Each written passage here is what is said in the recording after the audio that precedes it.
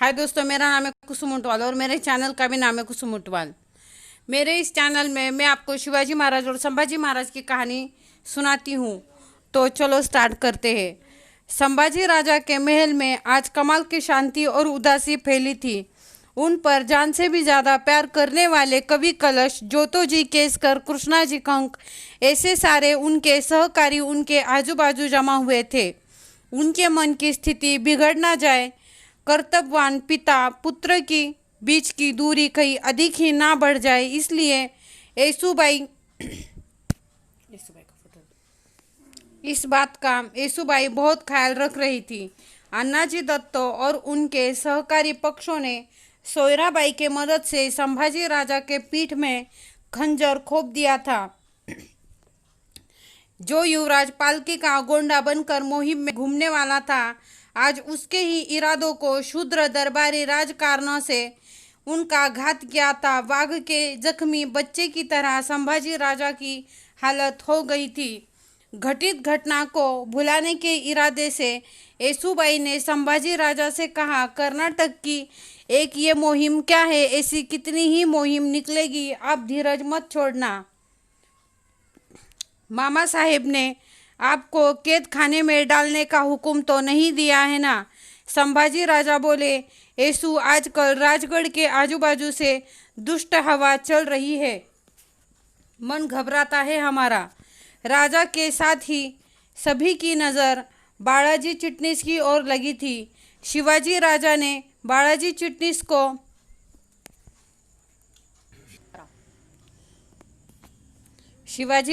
बालाजी चिटनीस को खासगी की ओर बुलाया था। संभाजी राजा के विषय में दोनों के बीच बड़ी देर तक बातचीत चल रही थी। बड़ी देर तक रहा देखने के बाद बालाजी चिटनीस ने आकर कहा, शिवाजी राजा ने कहा है कि कर्नाटक मुहिम का वक्त खत्म होने तक संभाजी राजा को श्रृंगारपुर जाकर रहना पड़ेगा। ये राजा की सलाह है। बालाजी चिटनीस की और संभाजी राजा ने चौंक कर देखा। जैसे कांटा चुभते ही रक्त बिंदु टपकने लगते हैं, गिरने लगते हैं, वैसे ही संभाजी राजा के नेत्रों से आंसू टपकने लगे। दर्द भरे स्वर में वो बोले, इसका मतलब महाराज, कर्नाटक मुहिम पर जाने के बाद यहाँ रायगढ़ पर भी हम नहीं रुक सकते। चिटनीस और येसुबाई की गर्दनें नीचे हो गई। युवराज के मित्रों को तो समझ ही नहीं आ रहा था कि क्या करे, युवराज का दुख कैसे कम करे। वैसे ही बालाजी चिटनीस भी भावुक हो गए। चिटनीस ने कहा, हमने आपको संभाजी राजा कर्नाटक मुहिम पर भेजने की बहुत कोशिश की, पर हम आपको भेज ना पाए। आपके हित शत्रुओं ने आपको मुहिम पर जाने से आखिर रोक ही लिया। रोकने की कोशिश में वो कामयाब भी हो गए। चिटनीस काका, राजा की अनुपस्थिति में युवराज ही गद्दी संभालता है, ये पहले से ही महाभारत काल से चलता आ रहा है ना? जाने दीजिए ना, येसुबाई ने कहा, जाने दीजिए। संभाजी राजा के आंखों में संताप की लहरें जलने लगी थी। वो गरजे और कहा, मुहिम पर जाने में हमारा कोई भी स्वार्थ नहीं था। इस दरमियान कुछ समय हम हमारे पिता के साथ रह सकते हैं, और आजकल हमारे पिता का स्वास्थ्य भी ठीक नहीं रहता है। मुहिम के माध्यम से हम हमारे महान पिता की छाया में कुछ 3-4 दिन सुख से सहवास उनका हमें मिलेगा और कुछ नया भी सीखने मिलेगा। हमारे जन्मदाता के साथ ही मुहिम पर हमें जाने नहीं दिया जा रहा है। उनकी अनुपस्थिति में रायगढ़ पर भी रुक नहीं सकते। हम यहाँ राजा में क्षण भर भी रुक नहीं सकते राजा की अनुपस्थिति में। और तो और जो प्रतिनिधि हमसे नफरत करते हैं, उन्हीं गट के प्रतिनिधियों को प्रतिनिधि कहलाने वाले रावजी सोमनाथ को अमलदारों के रायगढ़ के सूत्र सौंप दिए गए हैं। संभाजी राजा का मन भर आया। येसु हमारी आंखों के सामने एक विचित्र चित्र उभर रहा है। करोड़ों की दौलत और देदीप्यमान पिता मिलकर भी हम आज अनाथ हैं। लावारिस की तरह खुद को ही खुद के हाथों से बांध लेना और कामगारों के दिए हुए हुक्म को सर झुकाकर मान लेना, किसी अपराधी के जैसे नीची गर्दन कर कर मानना और श्रृंगारपुर चले जाना। युवराज, आप पर कोकन का जोखिम आपको सौंप दिया गया है। चिटनीस बोले, आपको श्रृंगारपुर में रहना और प्रभावली का कारभार देखना है। येसुबाई ने कहा, बस आप बिना मतलब आपके ससुर की बाजू से मत बोलो। आज उन्हें दुनिया के सामने सिर्फ दिखावा करना है। उसमें उनके दिल में हमारे लिए कोई खोट नहीं है। उन्हें बस यही साबित करना है। श्रृंगारपुर का जोखिम वो आज हमारे गले बांध रहे हैं। हमारे दिल की आग इससे बुझने वाली नहीं है। पर कुछ हमारे दिल की आग बुझने वाली नहीं है और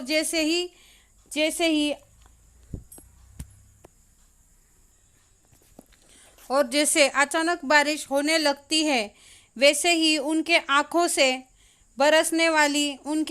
से आंसुएं बरसने लगी। उन्हें वो वक्त याद आया कि औरंगजेब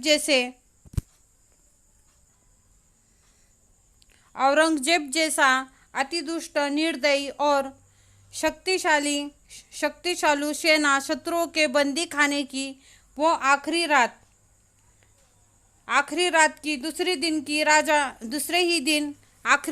दूसरे ही दिन राजा मिठाई के पेटारे में बैठकर फरार होने वाले थे आगरा से। कितना साहसीपूर्ण इरादा था वो। अगर सफल हो गया तो ठीक, नहीं हुआ तो दोनों पिता पुत्रों के लिए और महाराष्ट्र के भविष्य के लिए बड़ा ही अंधकार वो साबित होने वाला था। हीरोजी और हम घोड़े पर सवार होकर दौड़ रहे थे दक्षिण की ओर। दक्कन में चले जाएंगे तो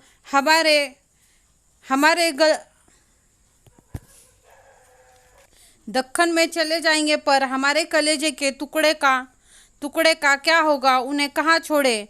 राजा के इस सवाल पर हीरोजी निरुत्तर थे। महाराजा के दिल रो रहा था और उनके रोने की आवाज़ सुनते ही संभाजी महाराज की नींद खुल गई। आखिर उन्हें उनके पीछे छोड़कर दक्षिण जाने का निर्णय शिवाजी महाराज ने ले ही लिया। पुरानी सारी यादें याद आने लगी थी। संभाजी राजा को यादों की आंसुओं से उनका दिल भीग गया था। आंखों से आंसू बह रहे थे। रोते रोते संभाजी राजा ने उनके पिता उन्हें कितना प्यार करते थे ये आंसू पोंछते हुए उन्होंने बताया। उस अलग अलग करने के प्रसंग में उन्हें अपने पिता की याद आ रही थी और उनके पिताजी का, शिवाजी महाराज का, संभाजी राजा अपने बेटे के लिए धड़कने वाला दिल और बचपन में जैसे वो अपने पिताजी के पास रहा करते थे, उनकी गोद में बैठा करते थे, बचपन की वो पुरानी यादें अब संभाजी राजा को याद आने लगी। उनके दिल का दर्द हमें आज भी याद आता है और हम आज भी मोहित हो जाते हैं। येसुबाई ने युवराज की ओर नजर भरकर देखा। उस परिस्थिति में वो समाधान से हंसी और बोली, ऐसा पहाड़ जैसा पिता आपके पीछे होते हुए डरने की क्या बात है। संभाजी राजा बोले, परायों से छाती के टुकड़े भी उनकी तोप से हो जाए तो ये संभाजी हारेगा नहीं, पर येसु आजकल तो अपनों से ही डर लगता है। उनके बाजू के कामकाजी भी अगर यहाँ सोचते हैं कि अगर हम यहाँ रुक जाते तो कहीं हम उनका काल साबित ना हो जाते। इस बात का उन्हें डर लगता है। हम 8-9 साल के नादान बालक ही थे। तब उस वक्त औरंगजेब नाम का दुष्ट भेड़िए के गुफा में हमें पीछे छोड़कर बिंदास मन से हमारे आबा साहेब दक्कन में आ गए थे। आबा साहेब शिवाजी महाराज, संभाजी महाराज के पिताजी आ गए थे। पर आज 17-18 वर्ष के हम होकर भी हम युवराज को मुहिम पर ले जाने से हमारे पराक्रम से हम सवा शेर साबित हो जाएंगे, ऐसा डर उन्हें लगता है। राजा ही नहीं, उनके बगल के कामकाजियों को भी। और रायगढ़ पर हम काल साबित ना हो जाए, इसका डर उन्हें लगता है। हमारी माता सोयराबाई को भी सिंहासन तो रहने ही दो, साधारण जरा सी बैठने के लिए भी हमें वो जगह नहीं रखेगी। संभाजी राजा के लिए कोई आसन भी वो रहने नहीं देगी। इस वजह से सारे राहु केतु एक दिल से कोशिश कर रहे हैं। संभाजी राजा की ये बातें सुनते ही उनके सभी इष्ट मित्रों को बहुत दुख हुआ।